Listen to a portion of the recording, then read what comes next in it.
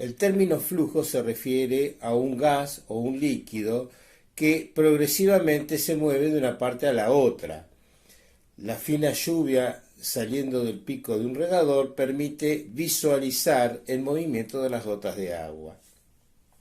Si en su camino imaginamos un contorno, como si se tratara del marco de una ventana, veríamos que es atravesada por una parte de esta lluvia. ¿Cuántas gotas atraviesan por segundo este contorno? Podemos intentar una respuesta partiendo de un modelo simple en el que supondremos que las gotas se distribuyen uniformemente.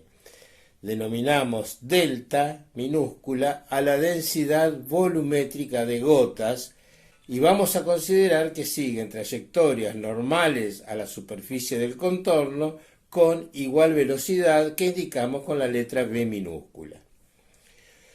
Una vista de perfil nos ayudará a plantear el problema.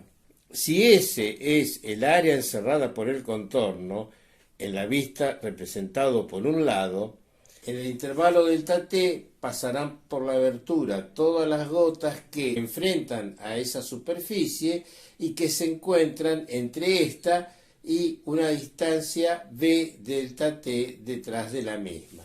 Así, el número de gotas que atraviesa la superficie S en el intervalo delta t será la densidad por el volumen desplazado, que es V delta t por la sección transversal S.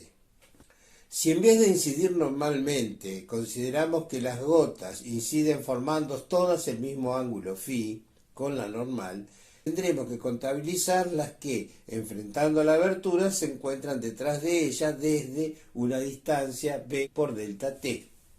El número de gotas por unidad de tiempo a través de cualquier superficie con el mismo contorno nos da una medida de la rapidez con que las gotas fluyen a través de dicha superficie.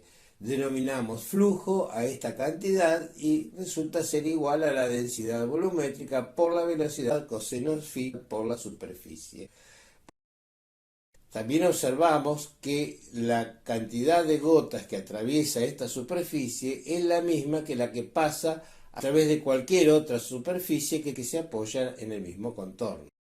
Podemos ver que si la superficie excede los límites del contorno, las gotas entran y salen de ella, entonces el flujo neto a través de ella es cero y solamente vamos a contabilizar aquella parte de la superficie en la que el flujo es atravesado en un único sentido.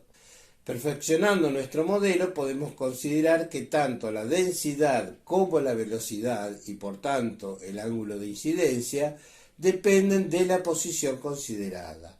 Podemos utilizar el mismo procedimiento para calcular el flujo si dividimos la superficie en sectores suficientemente pequeños en los que el producto delta por b cosino φ tiene el mismo valor en todos sus puntos. Identificamos cada sector con un subíndice i, cuyo valor es 1, 2, 3, hasta completar los n sectores con que tuvimos que dividir a la superficie S. El producto entre el escalar delta, representando la densidad volumétrica, y el vector velocidad, es un vector que vamos a representar con la letra B mayúscula. Representando al elemento de superficie delta S mediante un vector delta S de magnitud igual al área del sector y perpendicular al mismo, podemos reemplazar cada producto B sub i coseno de phi sub i delta SI por el producto escalar entre el vector B sub i y el vector delta SI. El flujo a través de la superficie cuyo contorno es C se obtiene sumando cada contribución B sub i escalar delta SI, que en forma simplificada se escribe utilizando el símbolo de sumatoria. Es la suma desde i igual 1 hasta n del producto escalar entre los vectores B sub i delta SI. Finalmente, podemos dividir la superficie en tantas partes como sea necesario hasta que cada una contenga un punto en su interior. Esto significa realizar infinitas divisiones y reemplazar delta S por el diferencial de superficie. Así el flujo es el límite para el número de divisiones tendiendo a infinito de la sumatoria de los productos escalares entre los vectores b sub i delta s i. Esta es la definición de una integral evaluada sobre toda la superficie S que expresa el flujo del campo V a través de cualquier superficie cuyo contorno es el contorno C.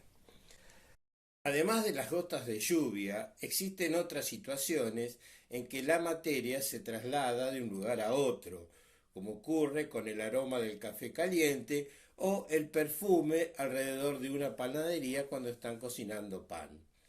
En estos casos son moléculas aromáticas las que fluyen. Existen otros ejemplos en que no es la materia lo que se traslada, sino energía. Y también en estos casos es válido el concepto de flujo.